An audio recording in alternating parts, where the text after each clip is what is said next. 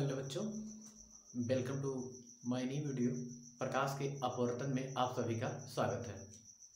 बच्चों, हम प्रकाश के परावर्तन की पूर्णतः बात कर चुके हैं। अब हम बात कर रहे हैं प्रकाश के अपवर्तन की। अब बच्चों, प्रकाश का अपवर्तन क्या होता है? देखिए बच्चों, इस चीज़ को भी याद करना बहुत ईजी है। बहुत ईजी लैंग्वेज में हम याद करवा देंगे आपको। तो देखो बच्चों, ये क्या होता है? जब प्रकाश किसी समान माध्यम में चलता है और जो समान माध्यम में चलने के बाद किसी एक माध्यम से दूसरे माध्यम में क्या करता है? प्रवेश करता है। तो जो प्रवेश करने पर जो उसका देखो तल होता है दोनों माध्यमों का, उसके कारण वो क्या करता है? अपने मार्ग से विचलित हो जाता है। प्रकाश की जो यही घटना होती है, प्रकाश का क्या कहलाता है? अपवर्तन कहलाता है। बच्चों, अगर दो माध्यम की बात करते हैं तो मान लेते हैं कि हम यहाँ पे दो माध्यम ले रहे हैं, ठीक है। ये यहाँ पर आपका विरल माध्यम है, ऊपर मान लेते हैं विरल माध्यम। अभी समझाएंगे बच्चों विरल माध्यम क्या होता है। नीचे आपका सघन माध्यम है। देखिए बच्चों, ऊपर विरल नीचे सघन। तो इस तरीके से इसको मान लेते हैं कि ये आपका वायु वाला माध्यम है और इसको मान लेते हैं जल या कांच मान लेंगे। ठीक है बच्चों, हमने जल मान लिया। तो देखो बच्चों, प्रकाश की किरण एक सघन माध्यम में घूम रही थी और घूमते घूमते क्या हुआ कि ये इस विरल माध्यम से घूमते घूमते किस में आ गया? आपका सघन माध्यम में। जब बच्चों यहां से इसमें आएगा तो देखो यहाँ पे एक तल होता है, एक तल है जो क्या कर रहा है? दोनों माध्यमों को अलग कर रहा है। तो जब इस तल पर आपतित होता है तो आपतन के बाद जब इस तल पर आपतित होता है तो यहां से क्या करता है? अपने मार्ग से थोड़ा विचलित हो जाता है, क्योंकि हम ये जानते हैं कि प्रकाश हमेशा एक सीधी सरल रेखा में क्या करता है? गति करता है। लेकिन यहाँ पर अपने मार्ग से विचलित होने की वजह इसको सीधा जाना चाहिए। सीधा मतलब बच्चों की आपको इधर इसको सीधा सीधा जाना चाहिए, लेकिन ये इस तरफ ना जाके ये थोड़ा सा क्या करता है? नीचे की ओर क्या करता है? झुक जाता है। ठीक है बच्चों, तो देखो बच्चों, ये अपने मार्ग से थोड़ा सा क्या हो गया? विचलित हो गया। अब प्रकाश की जो यही घटना है वही आपकी क्या कहलाती है? प्रकाश का अपवर्तन कहलाती है। ठीक है बच्चों, इस चीज को डिफिनेशन को एक बार समझ लेते हैं, फिर हम आपको पूर्णतः इस चीज को समझाते हैं। ठीक है बच्चों, देखो जब प्रकाश किसी समान माध्यम में चलता है तो दोनों माध्यम के या माध्यम के पृथककारी तलों पर पृथककारी तलों से विचलित हो जाता है। से अपने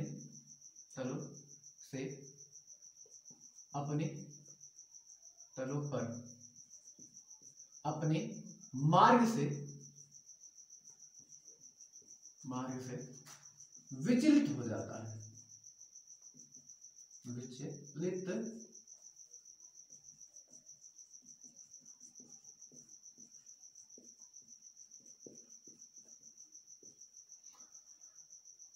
प्रकाश की इस घटना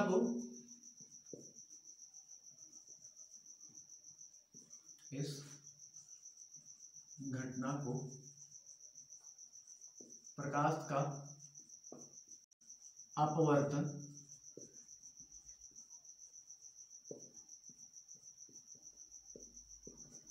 ठीक है बच्चों, देखो हम इसको इस तरीके से याद कर सकते हैं। जब प्रकाश किसी सामान्य माध्यम में चलता है तो माध्यम के पृथककारी तलों पर अपने मार्ग से विचलित हो जाता है। प्रकाश की इस घटना को प्रकाश का अपवर्तन कहते हैं। अगर बच्चों ये डिफिनेशन आपको नहीं याद हो रही है तो एक दूसरी डिफिनेशन हम इसी बेस पर हम याद कर सकते हैं, इसी पर आप ठीक है। तो देखो बच्चों, उसको कैसे हम याद करेंगे? जब प्रकाश की किरण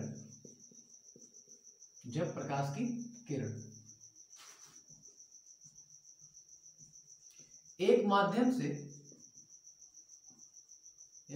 से दूसरे माध्यम में प्रवेश करती है तो जब प्रकाश की किरण एक माध्यम से दूसरे माध्यम में प्रवेश करती है तो वह अपने मार्ग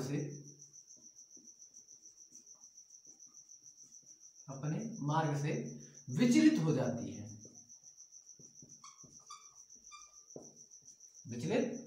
है, प्रकाश की इस घटना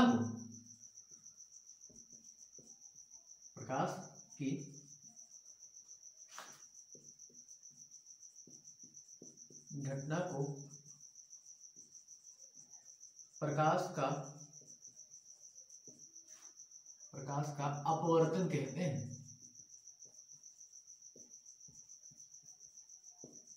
क्या कहते हैं? प्रकाश का अपवर्तन कहते हैं बच्चों। तो आप दोनों डिफिनेशन में से जो आपको इजी लगे उसे आप याद कर लीजिए। ठीक है बच्चों।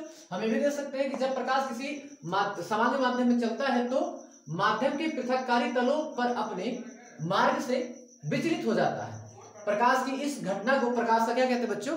अपवर्तन कहते हैं। तो देखो बच्चों, एक प्रकाश की किरण यहां पर आई तो इस प्रकाश की किरण को बोलते हैं आपतित किरण, बोलते हैं प्रकाश की आपतित किरण। और जो नीचे है इसको बोलेंगे हम अपवर्तित किरण, जो इस तरफ निकल आई है इसको क्या बोलेंगे? अपवर्तित किरण। तो क्या बोलते हैं? अपवर्तित किरण। ठीक है बच्चों। अब देखो बच्चों, हम क्या करते हैं कि यहां से एक ये देखो बच्चों कि जहां पर आपतित किरण, यहां पर आपका आपतित किरण जहां जो अपवर्तक पृष्ठ से, इसका नाम है अपवर्तक पृष्ठ।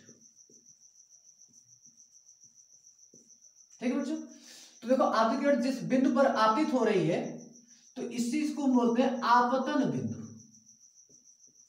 आपतन बिंदु। ठीक है बच्चों। अब देखो बच्चों, हम यहां पर आपतन बिंदु पर हम क्या करते हैं? अभिलंब डाल देते हैं। क्या डाल दिया बच्चों? इसे अभिलंब। तो बच्चों हमेशा के लिए याद रख लो, आपतित किरण और अभिलंब के मध्य बना कोण हमेशा क्या कहलाता है? आपका आपतन कोण कहलाता है। क्या कहलाता है? आपका आपतन कोण। ये आपका कहलाएगा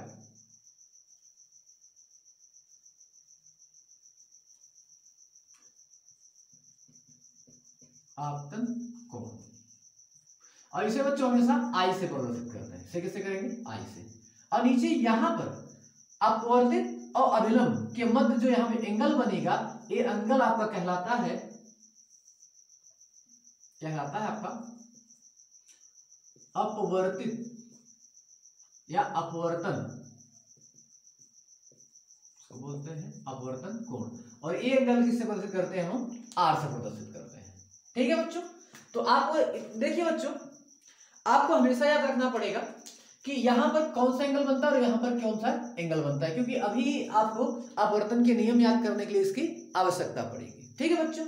अब देखो बच्चों, यहां पर बात कर रहा है माध्यम की कि परावर्तन के लिए अगर बात कर दें तो परावर्तन के लिए आपको 4 माध्यम बताए गए हैं। ठीक है बच्चों। अगर आपको चीजें याद नहीं हो तो मेरा वीडियो मेरे चैनल पे अवेलेबल है, उसको जाके आप देख सकते हैं, रिफ्लेक्शन ऑफ लाइट। वहां से देख लेंगे तो आपको समझ में आ जाएगा कि चारों माध्यम कौन कौन से हैं। और यहां पर बच्चों अगर हम बात करें, यहां पर भी माध्यम की बात कर रहा है, क्योंकि देखो दूसरी परिभाषा में वो सीधा सीधा कह रहा है कि जब प्रकाश किरण एक माध्यम से दूसरे माध्यम में जाती है तो वह अपने मार्ग से विचलित हो जाती है। प्रकाश की घटना को प्रकाश का अपवर्तन कहते हैं। तो बच्चों हम जान लेते हैं कि इन केस ऑफ अपवर्तन कि आपका जो माध्यम होता है वो कितने प्रकार का होता है, हम देख लेते हैं।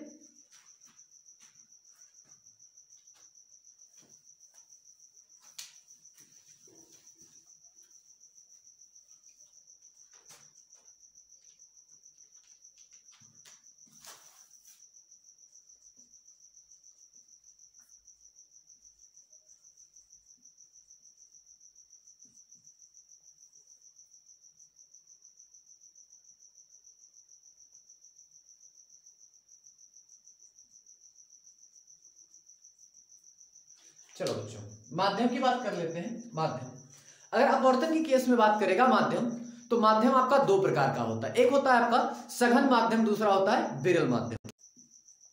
पहला है आपका सघन माध्यम और दूसरा होता है आपका विरल माध्यम। ठीक है बच्चों, एक होता है सघन माध्यम और दूसरा होता है विरल माध्यम। अब देखो बच्चों, सघन माध्यम क्या होता है कि जब प्रकाश की किरण, ठीक है बच्चों, जब प्रकाश की किरण एक माध्यम से दूसरे माध्यम में प्रवेश करे, क्या करे, एक माध्यम से दूसरे माध्यम में प्रवेश करे और प्रवेश करने के बाद जो आपकी अपवर्तित प्रकाश की किरण है वो क्या करे, थोड़ी सी अभिलंब की ओर क्या करे, झुक जाए। यानी ये जो अभिलंब हम डालते हैं यहां से यहां तक, इसको क्या करेंगे, झुक जाए। तो जो ये प्रकाश किरण जो आपका ये दूसरा वाला माध्यम होगा, ये आपका कौन सा माध्यम कहलाएगा, सघन माध्यम कहलाएगा। ठीक है बच्चों, ये आप कौन सी किरण हो गई, आपतित किरण। ये आपका अभिलंब है और ये आपका कौन है, अपवर्तित किरण है। देखो बच्चों, ये क्या हो रहा है कि एक किरण आपके अपवर्तक पृष्ठ पर आपतित होने के बाद जब एक माध्यम से दूसरे माध्यम में गई तो वो क्या हुआ कि थोड़ा अभिलंब की ओर झुक गई। इसने क्या किया, अभिलंब की ओर झुक गया। तो ये जो दूसरा माध्यम होगा ये 101% कौन सा माध्यम होगा, आपका सघन माध्यम होगा। बच्चों इसका यही पहचान है। अब विरल माध्यम की अगर बात कर ले कि यदि प्रकाश किरण एक माध्यम से दूसरे माध्यम में प्रवेश कर ले, क्या कर जाए, एक माध्यम से दूसरे माध्यम में प्रवेश करे। अब माध्यम में प्रवेश करने के बाद वो क्या करे, अभिलंब जो है, जो अभी अभिलंब डाला जाएगा यहां पर, ये वाला, ठीक है, ये वाला अभिलंब से दूर भागे, क्या करें, अभिलंब से दूर भागे। तो 101% जो दूसरा वाला आपका माध्यम होगा वो आपका विरल माध्यम होगा। वो क्या होगा, आपका विरल माध्यम होगा। ठीक है, ये क्या हो जाएगा, आपतित किरण। ये तो बच्चों आपका अभिलंब है और ये बच्चों ये आपकी अपवर्तित किरण है। ये आपका अपवर्तित किरण है या अपवर्तित किरण है। ठीक है बच्चों, तो देखो बच्चों यहां पे देखो अभिलंब की दूर भाग रहा है, इसके बीच का एंगल देख लो बच्चों, इसके बीच का एंगल देख लो, तो इसके बीच का एंगल घट रहा है और इसके बीच का एंगल बढ़ रहा है। तो हमेशा याद रखिएगा, अगर ये आपका सघन माध्यम हुआ तो ये 101% कौन सा माध्यम होगा, विरल होगा। ठीक है बच्चों, और अगर ये विरल माध्यम है तो ऊपर वाला कौन सा होगा, सघन माध्यम होगा। ठीक है बच्चों, तो देखो इसको परिभाषा वाइज अगर पूछ लेता है कि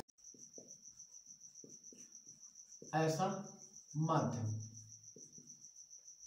जिसमें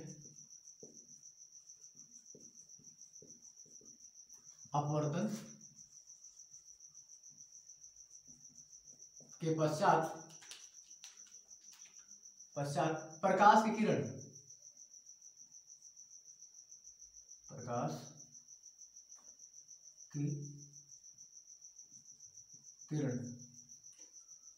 अभिलंब की ओर झुक जाती है। क्या करती है, अभिलंब की ओर झुक जाती है, उसे सघन माध्यम कहते हैं।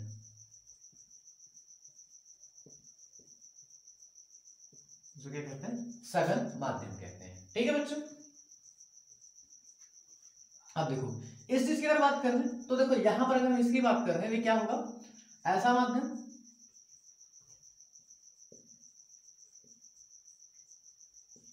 जिसमें प्रकाश की किरण अपवर्तन के पश्चात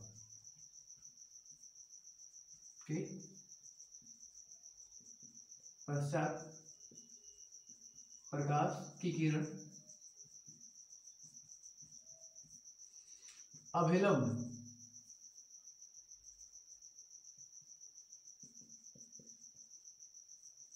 से दूर हटती है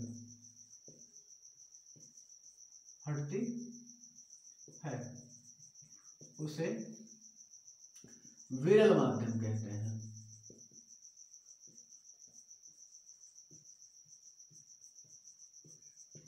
तो बच्चों क्या कहते हैं, विरल माध्यम कहते हैं। तो बच्चों दोनों चीजें माध्यम हो गया। अब बच्चों हम फिर से अपवर्तन पे वापस आ जाते हैं कि अपवर्तन आपका क्या होता है। जब कोई प्रकाश किरण एक माध्यम से दूसरे माध्यम में प्रवेश करती है तो प्रकाश क्या करता है, अपने मार्ग से विचलित हो जाता है। प्रकाश की यह घटना अपनी क्या कहलाती है, प्रकाश का अपवर्तन कहलाती है। अब बच्चों हम देखते हैं कि अपवर्तन के कितने नियम होते हैं। जैसे हमने पढ़ रखे हैं परावर्तन के 2 नियम होते हैं, उसी तरीके से अपवर्तन के भी आपके 2 नियम होते हैं। ठीक है बच्चों, ठीक है बच्चों। बात करते हैं प्रकाश के परावर्तन के नियम की, law of reflection of light. तो देखो बच्चों, जो प्रकाश का परावर्तन अपवर्तन का नियम होता है वो आपका 2 प्रकार का होता है।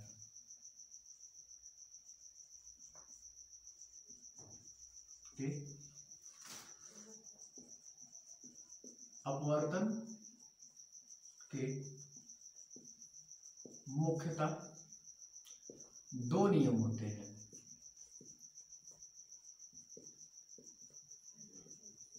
ठीक है बच्चों, पहले नियम की बात कर लेते हैं कि पहला नियम क्या है इसका।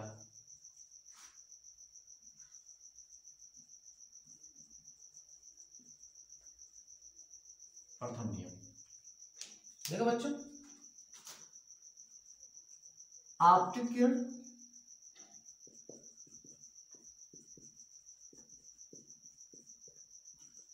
अपवर्तित किरण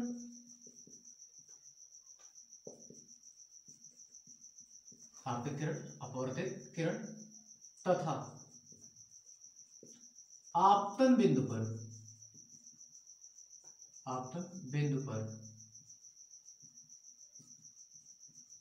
अभिलंब, आपतन बिंदु पर अभिलंब, तीनों एक ही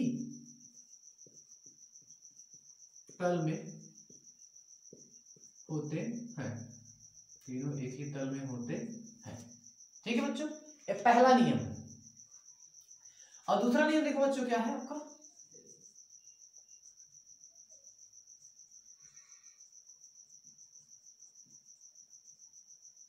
अगर दूसरे नियम की बात कर देगा तो हमेशा याद रखिएगा बच्चों, आपतन कोण की ज्या और अपवर्तन कोण की ज्या एक दूसरे के समानुपाती होते हैं।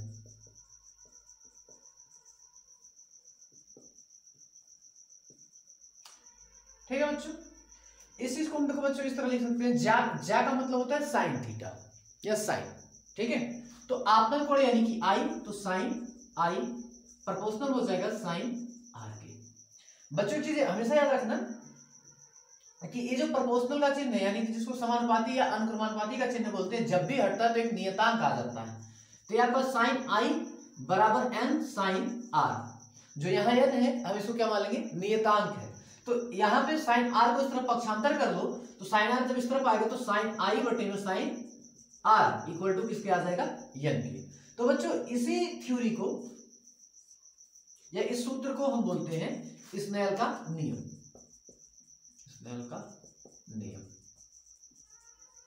ठीक है बच्चों, तो यहां से दूसरा नियम आपका एक और बन जाएगा, दूसरा ही नियम यहां पे, दूसरा नियम दूसरे तरीके से लिख सकते हैं कि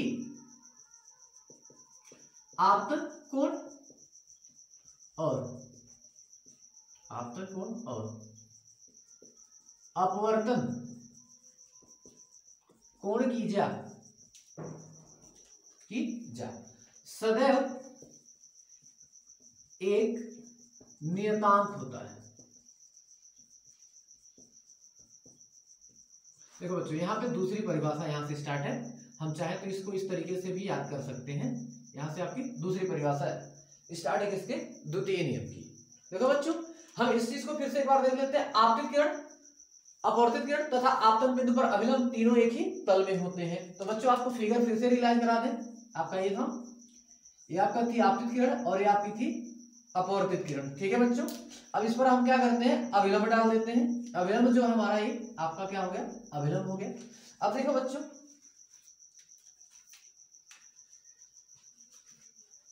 एक किरण हो जाएगी आपकी कौन सी, आपतित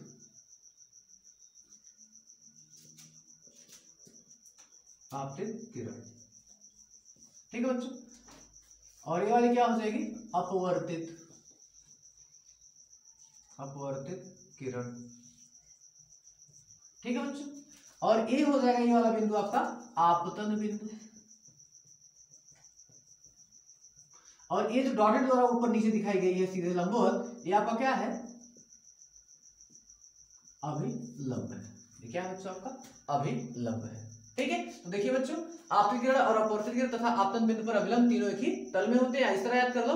दूसरा नियम, आपतन कोण की जा अपवर्तन कोण की जा एक दूसरे के समानुपाती होते हैं। या दूसरा तरीका हम याद कर सकते हैं, आपतन कोण और अपवर्तन कोण की जा सदैव एक नियतांक होता है। तो जो ये सूत्र आता है उसे हम कहते हैं स्नेल का नियम भी कहते हैं। तो बच्चों, जो एन होता है ये आपका नियतांक के साथ साथ अपवर्तनांक भी कहलाता है, ठीक है। हम इसके बारे में भी चर्चा कर लेते हैं कि अपवर्तनांक क्या होता है आपका। तो बच्चों देखो, अपवर्तनांक क्या होता है, जब प्रकाश की किरण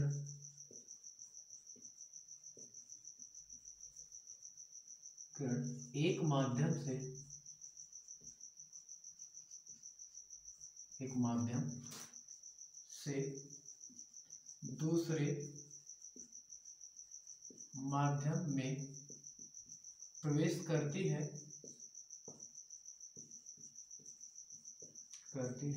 तो दूसरे माध्यम के सापेक्ष पहले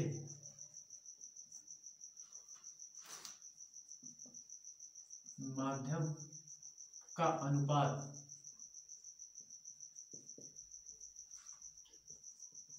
अपवर्तनांक कहलाता है।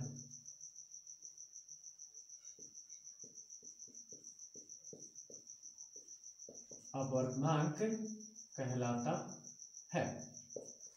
तो देखो बच्चों, इस चीज को मान लेते हैं कि आपका प्रकाश किरण एक माध्यम से दूसरे माध्यम में जा रहा है। तो ये माध्यम मान लेते हैं आपका N1 है और यह माध्यम आपका क्या है, N2 है। तो देखो बच्चों, जब प्रकाश की किरण एक माध्यम से दूसरे माध्यम में प्रवेश करता है तो दूसरे माध्यम के सापेक्ष पहले माध्यम का अनुपात अपवर्तनांक कहलाता है। यानी कि N2 बटे में N1 बराबर ही हो जाएगा 1n2 के। ये हो जाएगा 1n2 के, ठीक है बच्चों। अब इस चीज की बात कर लेते हैं, इसकी तुलना हम कर देते हैं आपकी स्नेल के नियम से। तो साइन आई, तो देखो इसी चीज को बच्चों हम अपवर्तनांक की जगह पर, इस जगह पर हम आपका नियतांक भी यूज कर सकते हैं। यहां पर हम क्या किस शब्द का इस्तेमाल कर सकते हैं, नियतांक। तब ये चीज आपका N2 बटे में N1 बराबर आपका किसका हो जाएगा, N के। तब ये चीज आपका किसके बराबर हो जाएगा, N के हो जाएगा, ठीक है बच्चों। अब देखो बच्चों कि आपका इस टॉपिक से रिलेटेड काफी क्वेश्चन आते हैं और उसमें आपका संबंध पूछता है। तो चलो बच्चों, पहले हम इसकी बात कर लेते हैं। अब देख लेते हैं बच्चों अगली टॉपिक क्या है। चलो बच्चों, अगला टॉपिक आपका क्या है, अपवर्तनांक का प्रकाश की चाल से संबंध। तो देख लेते हैं बच्चों ये आपका क्या होता है। तो देखो बच्चों,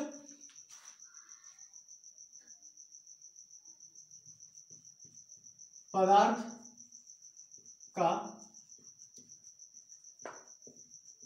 अपवर्तनांक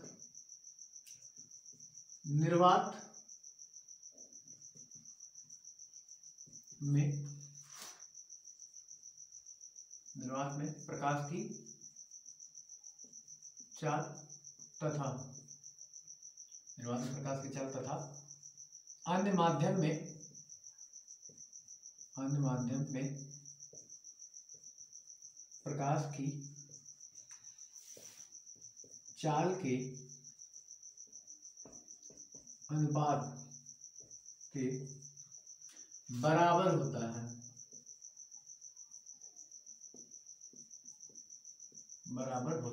है। तो देखो बच्चों, इस चीज को हम कैसे लिख सकते हैं,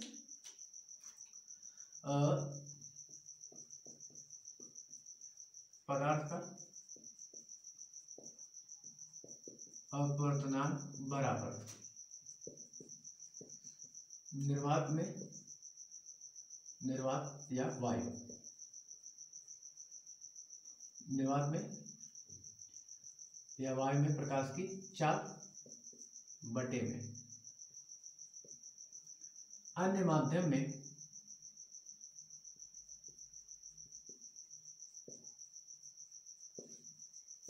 प्रकाश की